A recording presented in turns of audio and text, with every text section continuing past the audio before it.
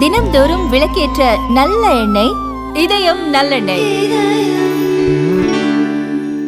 புதுசா தமிழக முதல்வராக பதவியேற்றுள்ள மாண்புமை பொருந்திய தமிழக முதலமைச்சர் அவர்களுக்கு ஏபிவிபி சார்பாக வாழ்த்துக்களை தெரிவித்துக் கொள்கிறோம்.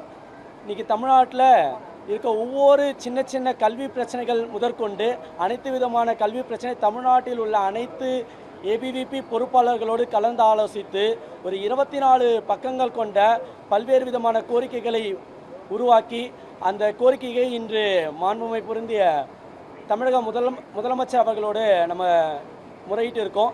அதில் முக்கியமாக ஒரு 17 கோரிக்கைகள் நம்ம இன்றைக்கி கொடுத்துருந்தோம். அதில் ஒரு 8 விதமான கோரிக்கைகள் உடனடியாக நடவடிக்கை எடுப்பதாக மாண்புமை முதலமைச்சர் அவர்கள் உறுதி கூறியிருக்கிறார். அதில் முதலாவதாக நான் முதல்வன் ஸ்கீம் நம்மளுக்கு எல்லாருக்குமே தெரியும். இன்றைக்கி நான் முதல்வன் ஸ்கீமில் நடைமுறைக்கு சாத்தியமே இல்லாத பல்வேறு விஷயங்கள் இன்றைக்கி நடந்துகிட்டு இருக்குது. இன்றைக்கி ஸ்க்ரீனில் போயிட்டு ஆப்பில் போயிட்டு அந்த வீடியோ பார்த்துட்டு அவனுக்கு சர்டிஃபிகேட் தர்றது, அதுக்கடுத்து அதில் பல்வேறு விதமான விஷயங்கள் இருக்குது. ஒரு குறிப்பிட்ட ஸோ அதில் நிறைய பிரச்சனைகள் இருக்குது. அது எல்லாமே ஒரு எம்எஸ் எக்ஸல் வேர்டு இது மாதிரி விஷயங்கள் ப்ராக்டிக்கல் விஷயங்களை சொல்லித்தரணும். வீடியோ மட்டும் பார்த்துட்டு அவனுக்கு அந்த நாலேஜுகள் கிடைச்சிடாது.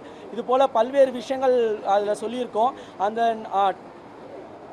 அந்த நான் முதல்வன் ஸ்கீமை நடைமுறைக்கு சாத்தியமானது போலையும் மாணவர்களுக்கு பயனுள்ள விதமாகவும் உடனடியாக நடவடிக்கை எடுப்பதாக முதலமைச்சர் அவர்கள் கூறியிருக்கார். ரெண்டாவதாக டிஆர்பி விஷயம். இன்றைக்கி டிஆர்பி வேக்கன்ஸில் 4000 வேக்கன்சி இன்றைக்கி இருக்குது. அதை உடனடியாக இன்றைக்கி அதை நடவடிக்கை எடுப்பதாக முதலமைச்சர் அவர்கள் உறுதியாக கண்டிப்பாக சொல்லியிருக்காரு. இப்போ நெட் எக்ஸாம் எடுத்துக்கிட்டிங்கன்னா அதில் பல்வேறு விதமான மோசடிகள் நடந்திருக்கு. எக்ஸாம் அலௌன்ஸ் பண்ணி கடைசி நேரத்தில் அந்த எக்ஸாம் கேன்சல் பண்ணியிருக்காங்க லாஸ்ட் தமிழ்நாடு கவர்மெண்ட். அதை உடனடியாக அந்த வேலைவாய்ப்புகள்லாம் உடனடியாக நடவடிக்கை எடுப்பதாக தமிழக முதலமைச்சர் அவர்கள் உறுதி சொல்லியிருக்காரு. நீங்கள் பிஎம் ஸ்ரீ ஸ்கீம் எடுத்துக்கிட்டிங்கன்னா அதில் பல்வேறு விதமான பிரச்சனைகளை முன்னாடி இந்த தமிழ்நாடு கவர்மெண்ட் சொல்லியிருந்தாங்க.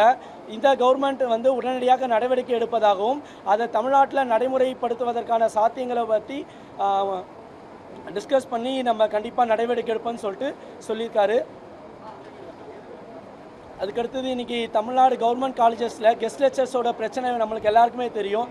இன்றைக்கி ஒவ்வொரு அரசு கல்லூரிகளிலும் இன்றைக்கி பேராசிரியர்கள் பற்றாக்குறை இருக்குது. கௌரவ விரிவுரையாளர்களுக்கு அவங்களுக்கு பிரச்சனைகள் இருக்குது.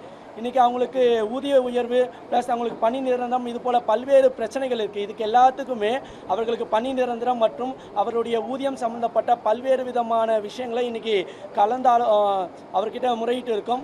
இதுக்கு அடுத்தது இன்றைக்கி தமிழ்நாட்டில் 22 மாநில பல்கலைக்கழகங்களில் 15 பல்கலைக்கழகங்களில் துணைவேந்தர்கள் இல்லை. துணைவேந்தர்கள் இல்லாதனால ஒவ்வொரு பல்கலைக்கழகங்களும் பல்வேறு விதமான பிரச்சனைகளை சந்திக்கிறாங்க. இதனால் பாதிக்கப்படுறது என்ன ஒவ்வொரு மாணவர்கள் தான்.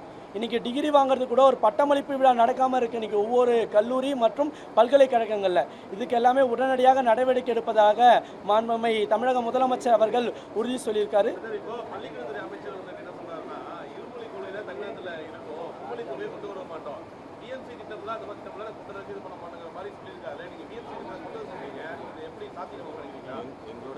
எங்களுடைய இல்லை இதை தான் நாங்களும் சொன்னோம். அதில் நடைமுறைக்கு சாத்தியமான விஷயங்கள் டிஸ்கஸ் பண்ணி பண்ணுறேன்னு சொல்லியிருக்காங்க. மும்மொழி கொள்கை இன்னும் என்இபியில் சொல்லியில்லை. என்றைக்குமே நீங்கள் தாய்மொழியை கண்டிப்பாக படிக்கணும். நாங்களும் தமிழர் தான், நாங்களும் இதே தமிழ்நாட்டில் தான் பிறந்திருக்கோம். கண்டிப்பாக எல்லா மாணவர்களும் தன்னுடைய தாய்மொழியை முதல் மொழியாக படிக்கணும். ரெண்டாவது மொழி நம்மளுடைய ஆங்கிலமோ உள்நாட்டு மொழியாக இருக்குன்னு தான் சொல்கிறாங்க. என்றைக்குமே இங்கே எல்லோரும் இன்றைக்கி எந்த திராவிட கட்சிகள் எல்லாம் என்ன சொல்லியிருக்காங்க, ஹிந்தியை திணிக்க பார்க்குறாங்க அப்படின்னு சொல்கிறாங்க. வித்தியாதிபட்சத்தை என்றைக்கு எந்த மொழியும் திணிக்கிறதுக்கு என்றைக்கு உறுதுணையாக இருக்காது. 3 மொழிகள் அது நம்ம கண்டிப்பாக படிக்கணும். அதுக்கு சாதாரண கிராமத்து மாணவர்கள் ஏழை மாணவர்களுக்கு போகணுன்றது தான் அகில பாரதிய வித்தியாதிபட்சத்தோட நோக்கம். அது மட்டும் இல்லாமல் இன்றைக்கி ப்ரைவேட் ஸ்கூலில் இருக்க பணக்காரோடைய அரசியல்வாதிகள் குழந்தைகள்லாம் இன்றைக்கி 3 மொழிகள் படிக்கிறாங்க. ஏன் சாதாரண ஏழை விவசாயிகள் போன்ற குழந்தைகளும் படிக்கணும் இல்லை? அது ஏன் நீங்கள் தடுக்கிறீங்க? அது அந்த ஒரு ஸ்கீமோட அந்த ஸ்கீமில் இவங்க சைன் பண்ணதுக்கு அப்புறம் தானே தருவாங்க. அதில் எங்கே பாதிக்கப்பட போகிறாங்க? அந்த ஸ்கீம் சாதாரண ஒரு கிராமத்தில் இருக்க மாணவர்களுக்கு தானே பெனிஃபிட்டு. அது அந்த கிராமத்தில் இருக்க ஒரு சாதாரண கிராமத்து மாணவர்களுக்கு பயனடையக்கூடிய விஷயங்களில் இன்றைக்கி இவ்வளவு நாள் அரசியல் செஞ்சுட்டு இருக்காங்க. ஆனால் இந்த கவர்மெண்ட் அதில் பேசி நடவடிக்கை எடுப்பதாக எங்களுக்கு உறுதி கொடுத்துருக்காங்க. என்ன இஷ்யூனா இப்போ ஒரு ஆப்பில் போய் டிகிரி படிக்கிற எல்லா பசங்களும் கம்பல்சரி நான் முதல்வன் ஸ்கீம், நான் முதல்வன் ஒரு பேப்பர் இருக்குது. அந்த பேப்பரில் ஒரு சிலபஸ் இருக்குது. அந்த வீடியோ போய் பார்த்துட்டா அவள் அதை படித்து முடிச்சதுன்னு சொல்லிட்டு அதில் இருக்குது. அதுபோல் அவன் நிறைய கிளாஸஸ் வந்து ப்ரொஜெக்டர் ஆன் பண்ணிவிட்டு கிளாஸில் போட்டு விட்டுறாங்க. அதுக்கு அவனே ப்ரொஜெக்டரில் ஆன் பண்ணி விட்டுறாங்க. அதனால் அவன் என்ன பண்ணுறான், அந்த வீடியோ உட்காந்து பார்த்துட்டாலே அவனுக்கு அந்த சர்டிஃபிகேட் தந்துடுறாங்க. அவன் அதுக்கடுத்து வேலைவாய்ப்பு நிறைய கோர்ஸ் இருக்குது, நிறைய ஸ்கில் டெவலப்மெண்ட் கோர்ஸ் அதில் இருக்குதா. ஆனால் அது எதுவுமே நடைமுறைக்கு சாத்தியம் இல்லாத மாதிரி ஸ்க்ரீனில் மட்டும் ஒரு ஸ்டூடெண்ட்ஸ் படிச்சுட்டா அவன் பார்க்குறான், இல்லை கவனிக்கலாம், அதை பற்றி எதுவுமே இல்லை. இல்லை சொல்லி முடிச்சிடறேன் இருங்க. அவங்க அதுக்கு முன்னாடி எங்கே யூபிஎஸ்சி கோச்சிங் போனாங்க.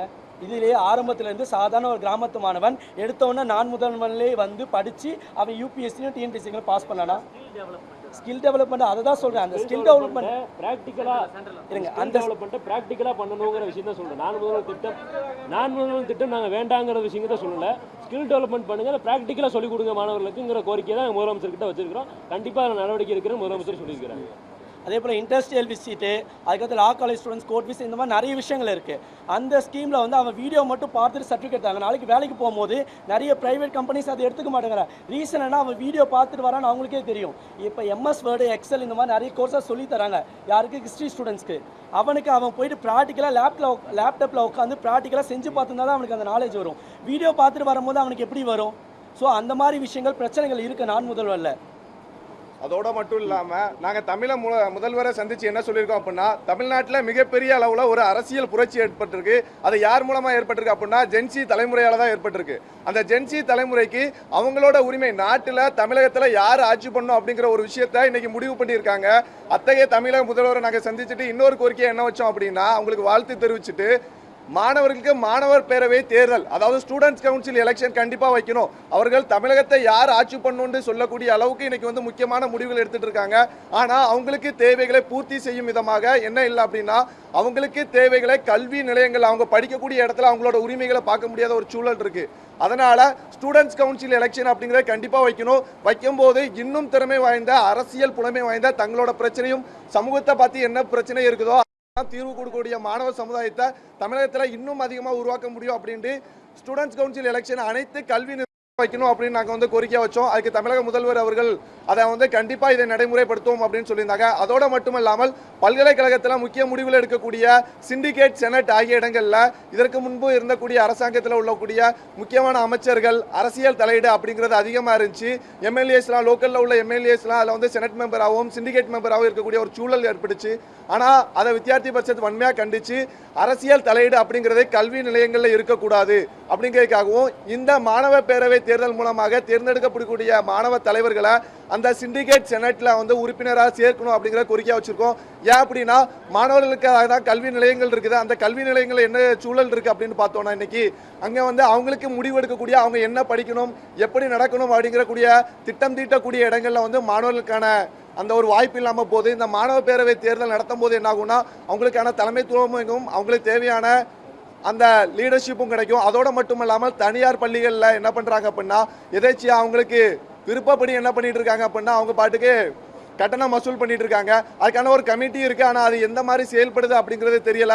ஆகையால அந்த கமிட்டிக்கு முழு அதிகாரம் கொடுத்து யாரெல்லாம் முறைகேடாக செயல்பட்டு இருக்காங்களோ அவங்க மேலே கண்டிப்பான நடவடிக்கை எடுக்கணும், அவங்களோட அங்கீகாரத்தை ரத்து செய்யணும் அப்படிங்கிறது வித்தியார்த்தி பரிஷத் ஏபிவிபி வந்து தமிழக முதல்வர்கிட்ட கோரிக்கை வச்சிருக்கு. அதோடு மட்டும் இல்லாமல் வைஸ் சான்சலர் அப்பாயின்மெண்ட்டில் வந்து பெரிய அளவில் இதற்கு முன்பாக இருந்த அரசு என்ன பண்ணியிருக்கு அப்படின்னா, ஒரு அரசியல் சுய லாபத்துக்காக அதை வந்து மீண்டும் மீண்டும் அதை ப்ரொஜெக்ட் பண்ணி அவங்க என்ன பண்ணிட்டு இருந்தாங்கன்னா, அந்த துணைவேந்தர் நியமனம் அப்படி இல்லாமல் இருந்துச்சு. ஆனால் வித்தியார்த்தி பரிஷத் இப்போ நம்மளோட தமிழக முதல்வர் அவர்களை சந்திச்சு என்ன சொல்லியிருக்கோம் அப்படின்னா, வைஸ் சான்சலர் அவங்கள அப்பாயின்மெண்ட் பண்ணணும், யூஜிசி ரெகுலேஷன் என்ன சொல்லுதோ அதை பின்பற்றி நீங்கள் பண்ணீங்கன்னா ஒட்டுமொத்த தமிழகத்தில் இருக்கக்கூடிய மாணவ சமுதாயத்தோட அந்த பாதுகாப்பையும் கல்வி வளர்ச்சி பாதையும் கொண்டு செல்வதற்கு அது உறுதியாக இருக்கும் அப்படின்னு நம்ம சொல்லியிருக்கோம். அதோட மட்டும் இல்லாமல் இங்கே இருக்கக்கூடிய தமிழ்நாட்டில் இருக்கக்கூடிய ஹாஸ்டல்ஸோட தரம் அப்படிங்கிறது மிகவும் ஒரு மோசமான ஒரு சூழ்நிலையில் இருக்குது. அந்த தரத்தை உயர்த்துவதற்காக வித்தியார்த்தி பரிஷத் என்ன சொல்லியிருக்குன்னா, கோரிக்கை வச்சிருக்கு. அதை கண்காணிக்கணும், அதுக்கு சரியான முறையில் அவங்களுக்கு வந்து உணவு முறை இருக்கணும், அவங்களுக்கோட அடிப்படை வசதிகள், அதோட பாதுகாப்பு, சுகாதார வசதி எல்லாமே இருக்கணும் அப்படின்னு நாங்கள் கோரிக்கை வச்சுருக்கோம். அதை தாண்டி பெண்களுக்கு ஒரு பாதுகாப்பற்ற ஒரு சூழல் காணப்படுது தமிழ்நாட்டில். அந்த பெண்களுக்கு பாதுகாப்பற்ற சூழல் இருக்கிறதுனால கல்வி நிலையங்களில் ஏற்கனவே ஐசிசி அந்த இன்டர்னல் கமிட்டி கம்ப்ளைண்ட் அந்த கமிட்டி இருக்குது. ஆனால் அது செயல்பட்ட விதம் எப்படி இருக்குன்னு பார்த்தோன்னா மிகவும் ஒரு கேள்விக்குரிய ஒரு விஷயமா இருக்குது. அதனால் ஒரு பெண் வழக்கறிஞர் தலைமையில் அந்த குழுவை சேர்ந்து நம்ம வந்து என்னன்னா ஒரு கமிட்டி அமைக்கணும், அதுக்கு மிகப்பெரிய அளவில் அதிகாரத்தை கொடுக்கணும் அப்படிங்கறத ஏபிவிபி சார்பாக வலியுறுத்தி இருக்கோம்.